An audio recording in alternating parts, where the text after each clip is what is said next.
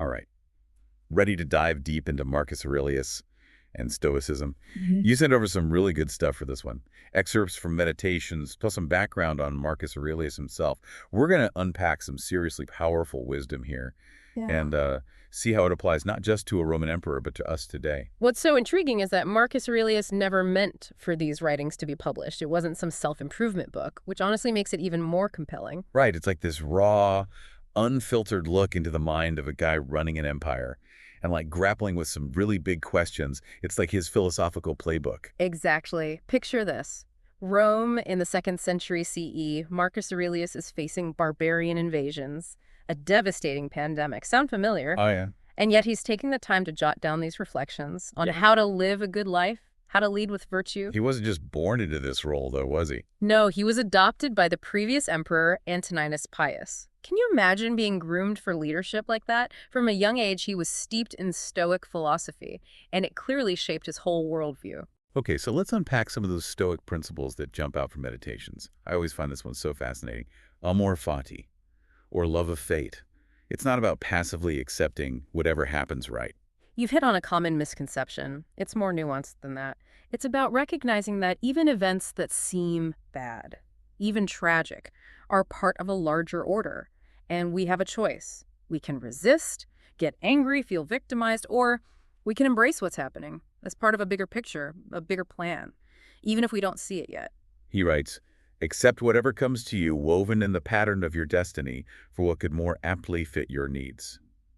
I mean, how powerful is that, especially when you think about the chaos he was living through? It's a call for resilience, a reminder that we don't control everything, but we can control our reactions. And in that space, we find strength. That leads perfectly into the next core principle, the power of reason.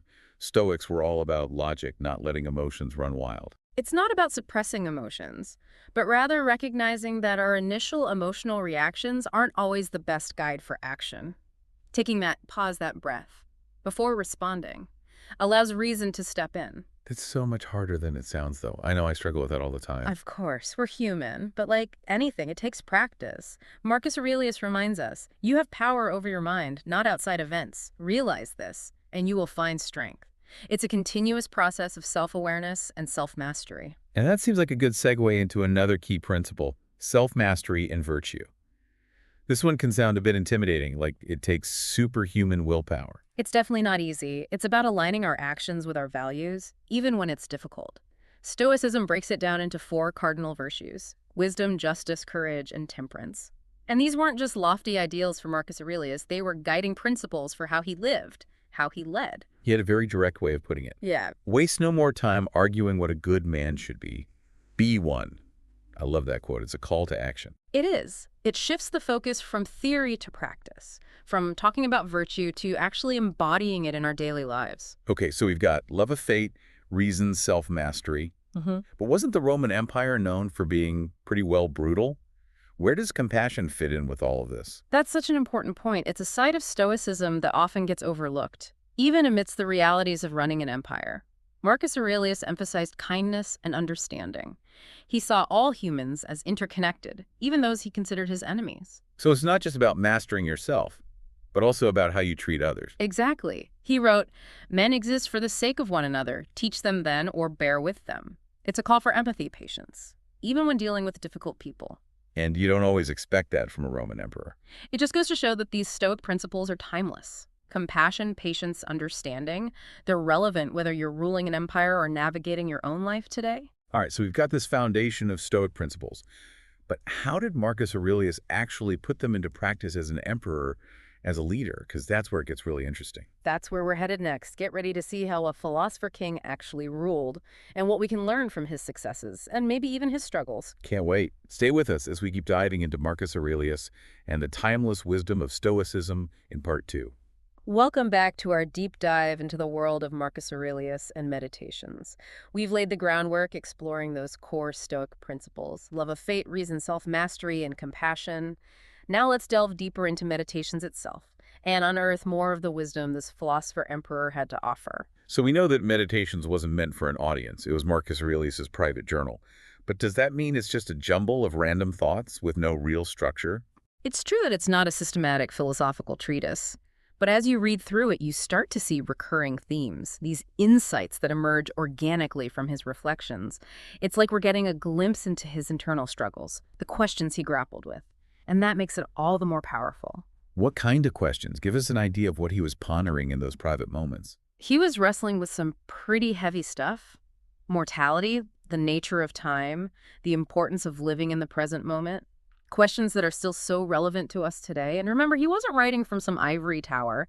He was leading an empire facing down real-world crises and trying to make sense of it all through this Stoic lens. Okay, that's really interesting, but how does that translate into actionable advice for us today? Can we actually take these ancient reflections and apply them to our modern lives? Absolutely. The beauty of meditations is that it's full of these little nuggets of wisdom that can resonate with us no matter what challenges we're facing. Take the idea of living in the present moment, for example. It's a concept that feels more relevant than ever in our hyper-connected, always-on world, don't you think? Totally. We're constantly bombarded with information, thinking about the next things, scrolling through our phones, planning for the future. It's hard to just be present. Did Marcus Aurelius actually offer any practical tips on how to do that? He did. He talks about the importance of mindfulness, of paying attention to the small details of life, of really savoring the present moment. Give us an example. How did he practice mindfulness? In one passage, he talks about the simple act of eating a fig. He encourages us to slow down, savor each bite. Notice the texture, the sweetness, the very essence of the fruit. He's saying even something as simple as eating can become an exercise in mindfulness. I love that. I know I'm definitely guilty of just mindlessly scarfing down my lunch most days. We all do it. But Marcus Aurelius reminds us that even in the mundane, everyday activities, there's an opportunity for presence, for appreciation. It's about finding those little pockets of mindfulness throughout the day, those moments where we can truly connect with the present. Okay, so living in the present moment is a big theme. What other insights did you find in his reflections? What else was he grappling with? One thing that struck me was how much he wrote about dealing with difficult people. I mean, who hasn't struggled with that, right? And again, he wasn't just talking theoretically. He was dealing with all sorts of challenging personalities, people who were actively trying to undermine him. So how did he deal with those people? Did he have any practical advice on how to handle those challenging personalities? He offers this incredibly insightful perspective. He reminds us that everyone is fighting their own internal battles, carrying their own burdens, and he encourages us to approach others with that understanding, with compassion. So instead of getting frustrated or angry, he's saying we should try to see things from their perspective. Exactly. He even suggests that those difficult people can be opportunities for us to practice patience and develop our own virtue. I know that can sound a little crazy, but it's about shifting your perspective, seeing those interactions as a chance for personal growth. That's a pretty radical way of looking at things, isn't it? Turning your enemies into teachers. It is. And it's a reminder that we always have a choice in how we respond to those external events. We can get caught up in the drama, or we can choose to see it as a chance to practice our Stoic principles. This is all starting to make a lot of sense. But wasn't Marcus Aurelius an emperor? Didn't he have more power and control than the average person? Was he really facing the same struggles as us?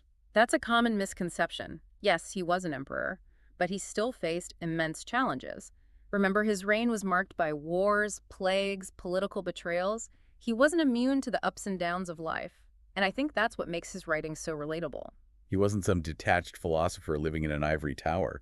He was down in the trenches dealing with real problems just like us. Exactly, and yet he found solace and guidance in these Stoic principles. He used them to navigate the complexities of leadership and the challenges of human existence.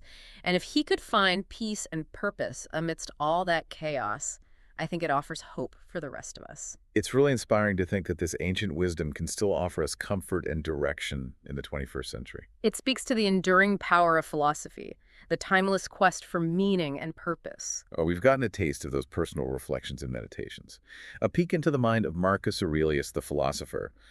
But we still need to see how he embodied these Stoic principles as a leader right now. We do. In part 3, we'll dive into how Marcus Aurelius put these ideas into practice as he ruled an empire, and how his legacy continues to shape our understanding of virtue and wisdom. Stay tuned. This deep dive into Stoicism is just getting good. We'll be back in a flash. Welcome back for the final part of our deep dive into the world of Marcus Aurelius and Stoicism. We've journeyed through his personal reflections and meditations, explored those core principles: love of fate, reason, self-mastery, and compassion. But now let's see how those ideas translated into action. How did Marcus Aurelius embody these principles? Not just as a philosopher, but as an emperor, as a leader. It's fascinating to look at his reign through that lens, isn't it? Because he faced some serious challenges: wars, political turmoil, that devastating Antonine Plague. And yet he's remembered as a just and wise ruler. So did Stoicism actually shape his leadership style? Yeah. Or was it all just philosophical theory? No, I think it really did inform how he approached leadership. For him, it wasn't about power or personal gain. It was about duty, about serving something larger than himself. He truly believed in that Stoic idea, the common good. So he saw himself as a servant of Rome, not a ruler lording over everyone. That's a great way to put it. And that humility, that sense of service, was a defining characteristic of his leadership. He never let the power go to his head, and you see that reflected in so many of his decisions. Are there any specific examples that really highlight his Stoic leadership in action? His handling of the Antonine Plague is a great example. It was this devastating pandemic that ripped through the Roman Empire, causing widespread panic and suffering. Sounds eerily familiar, doesn't it? So how did he respond to that crisis? Did he freak out? You might expect a leader in that situation to lash out, to blame others, to make rash decisions out of fear. But Marcus Aurelius didn't. He stayed calm, focused on practical solutions, providing aid to the sick, and taking steps to try to contain the spread of the disease. He was the epitome of reason over emotion. He didn't let his emotions dictate his actions. Oh. He stayed grounded in those Stoic principles. Exactly. And that's a hallmark of Stoic leadership. Making decisions based on reason, on virtue, not on fear or impulse. It's about leading from a place of inner strength and clarity, even amidst chaos. Did those Stoic principles also affect how he dealt with his enemies, his rivals?